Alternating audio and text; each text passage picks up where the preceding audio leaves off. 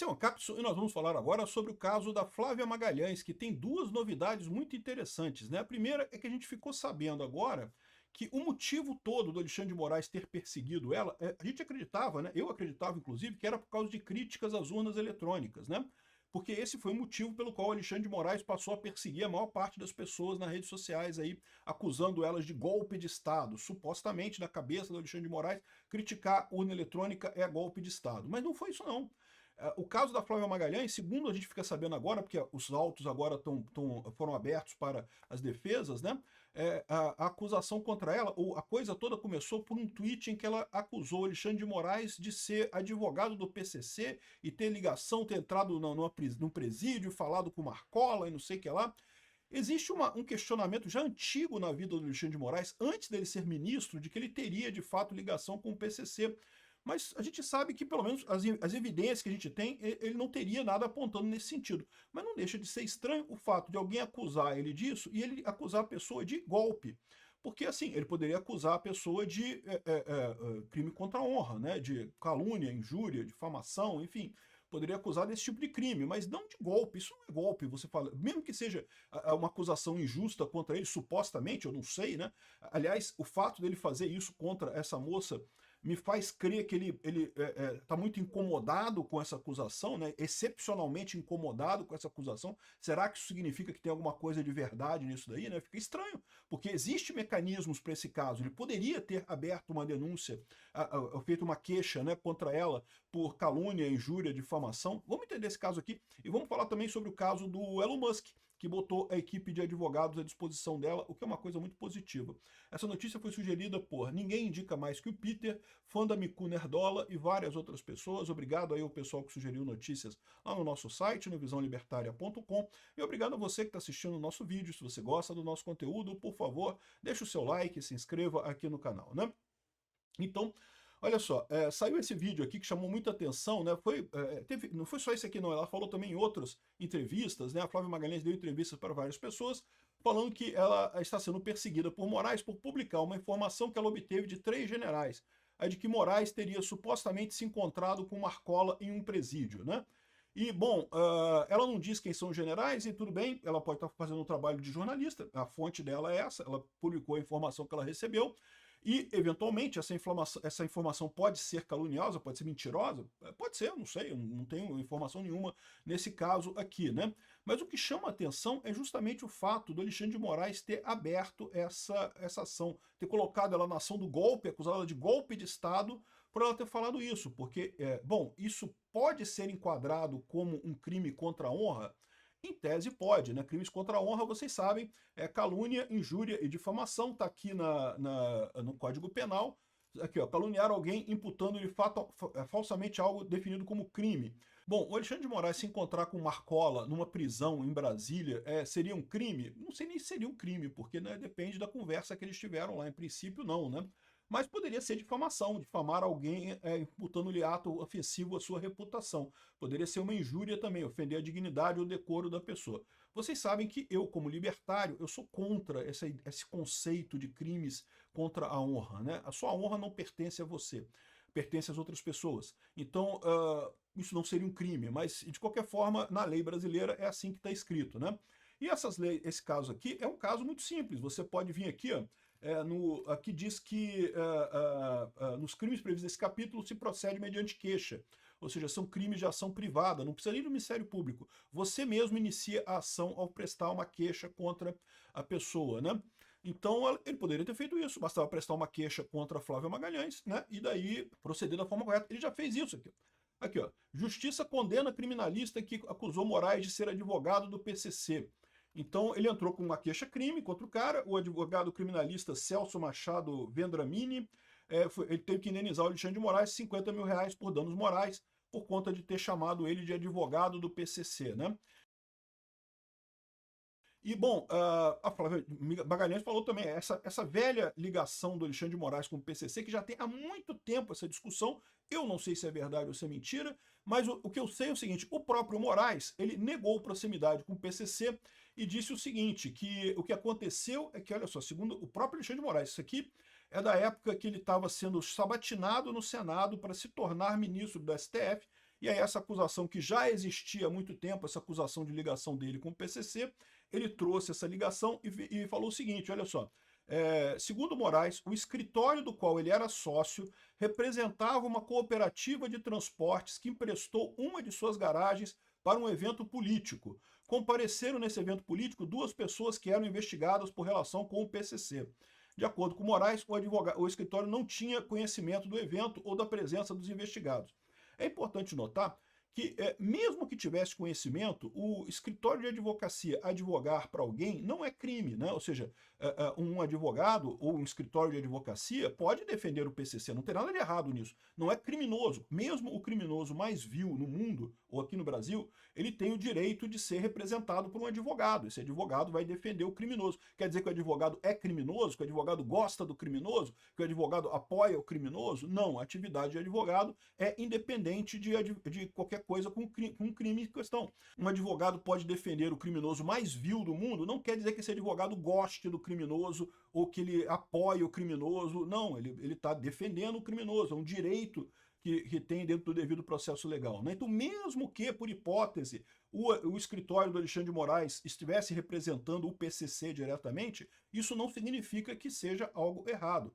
Por isso que eu acho estranho o fato de, por exemplo, ele ter condenado, do cara ter sido condenado por chamar ele de advogado do PCC. Porque, de novo, chamar alguém de advogado do PCC não quer dizer que essa pessoa, que o advogado do PCC seja criminoso. Não é um crime isso, né? E, no entanto, aparentemente, ele ganhou essa ação, né? Entende como a justiça brasileira funciona, né? Existem pessoas e pessoas dentro da justiça brasileira, né? Enfim, mas o ponto importante aqui é que essa acusação é uma acusação antiga. Diga-se de passagem, essa acusação foi levantada pela esquerda, porque justamente era contra a indicação do Alexandre de Moraes para o STF, lá quando ele foi indicado pelo Temer, né? Então, a esquerda levantou muitas dessas acusações contra o Alexandre de Moraes. Então, por algum motivo, a esquerda levantar essas acusações não é um problema para o Alexandre de Moraes. Isso se torna um problema quando alguém da direita fazendo a mesma acusação. Aí não é só uma acusação de crime contra a honra, é mais do que isso, é um golpe de Estado. A pessoa fazendo um golpe de Estado, se é alguém da direita fazendo isso, aparentemente foi isso que aconteceu com a Flávia Magalhães. Esse foi o tweet que importou, que ele fez o Alexandre de Moraes botar ela no inquérito do golpe, né? E aí é muito estranho isso. Primeiro, por que ele está tão incomodado com alguém dizer essa ligação dele com o PCC, né? Assim, ele sabe que é mentira isso, então não faz diferença. E se ele achasse que isso daqui era realmente um ataque contra a honra dele, coisa e tal, ele poderia simplesmente ter aberto um processo, como já fez no passado, né, de pessoas que ligam ele com o PCC e, eventualmente, iria ganhar o processo da Flávia Magalhães. Por que ele colocou que ela é um atentado contra a democracia no Brasil? E eu vou dizer para vocês o porquê. A questão toda, a origem disso é justamente a sensação que o pessoal do STF está tendo pela primeira vez, na era da informação descentralizada e distribuída, das críticas que as pessoas fazem contra ele. O Alexandre de Moraes foi muito criticado pela imprensa esquerdista, pelos jornais de esquerda, quando ele foi indicado ao STF, mas a verdade é que isso daí são aqueles ataques institucionais tradicionais da esquerda, né? Não é ataque da população de verdade, não é o povo falando contra o STF.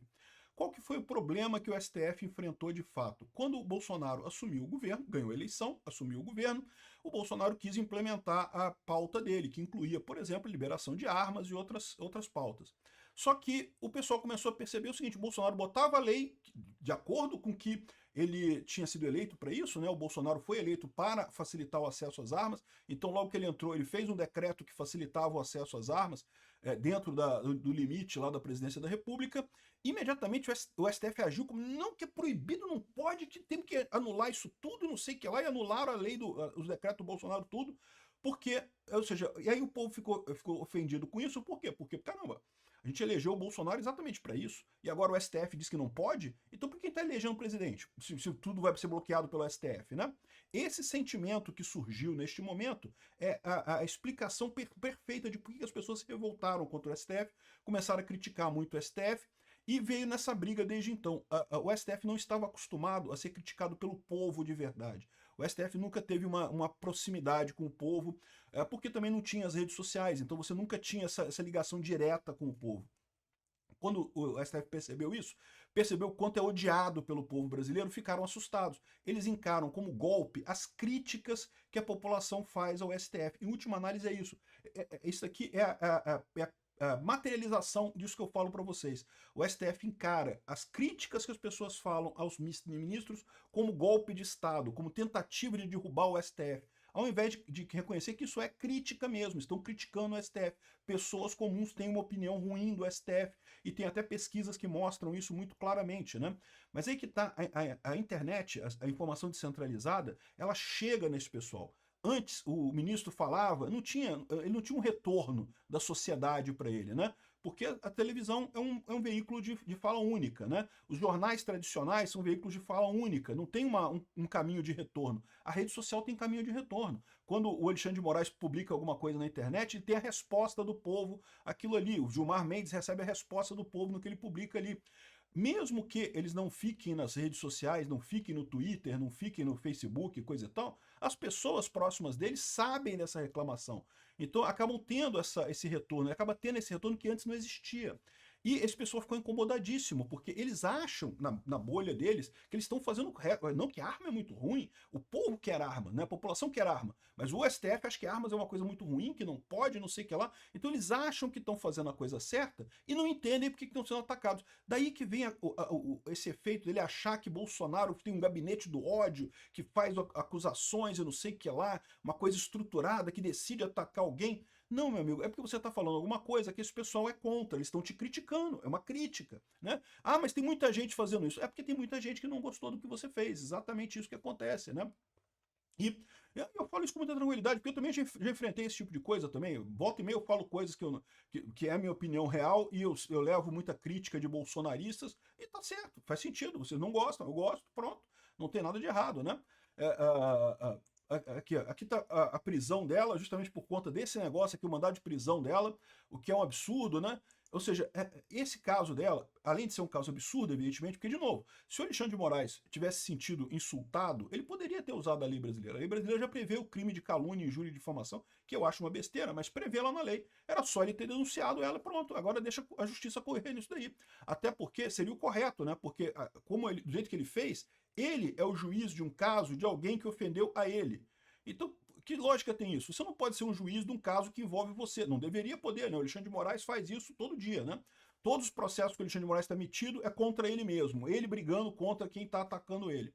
E isso mostra justamente esse descolamento desse pessoal. Eles tratam a crítica legítima do povo contra o STF como um ataque ao STF, como um ataque às instituições, como um ataque à democracia. Isso é extremamente preocupante, porque justamente é o ciclo do ditador. O ditador, ele começa fazendo coisas que a população não gosta, quando a população critica, ele entende a crítica como ataque, e daí ele aumenta a repressão, né? E quanto mais ele aumenta a repressão, mais ele recebe críticas, porque, né, as pessoas não gostam de serem reprimidas, e isso chega nesse esse ciclo vicioso que acaba numa ditadura completa, né? Vamos ver se a gente consegue reverter isso com a ajuda do Trump, com a ajuda do Elon Musk também aqui. O Elon Musk botou a equipe de advogados para ajudar a Flávia Magalhães lá nos Estados Unidos. Ela passou a receber apoio jurídico depois do mandado de prisão expedido pelo ministro do STF. Isso é uma coisa importante, porque, como eu falei para vocês, lá nos Estados Unidos, justiça lá é muito caro. Então, você ser processado nos Estados Unidos é um prejuízo do caramba. É muito caro, tanto você acusar alguém, como você se defender por lá. Então, é muito importante, né? Vamos ver se isso tem um efeito, se a gente consegue resolver esse problema. Outra coisa curiosa, né, é o efeito Streisand nessa história, né? O efeito Streisand, pô, se o Alexandre de Moraes não falasse nada sobre ela, sobre esse tweet dela, ia ter gente que acreditar nessa ligação? Tem gente que acredita nessa ligação do Alexandre de Moraes com o PCC e coisa e tal. Até o Eduardo Tagliaferro falou sobre isso também numa chamada com o Oswaldo Eustáquio, vocês lembram disso? Que ele também mencionou que tem ligação e coisa e tal. Então, ou seja, o pessoal ia deixar para lá. Agora, com o Alexandre de Moraes sendo tão contrário a isso, pô, parece ter uma coisa estranha nisso daí, né? Por que o Alexandre de Moraes se sentiu tão atingido por esse tipo de ligação, né? Por que no caso dela ele se sentiu tão atingido assim, né? É uma coisa estranha, dá para se pensar no caso. Será que ela acertou um nervo sem querer da coisa, né?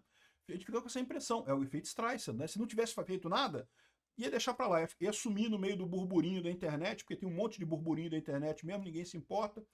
No que ele persegue, no que ele processa, no que ele persegue, que ele critica aquele negócio, aí a coisa ganha uma importância, porque, pô, peraí, ele tá se estranhando com isso por quê, né? Obrigado por assistir o vídeo até o final.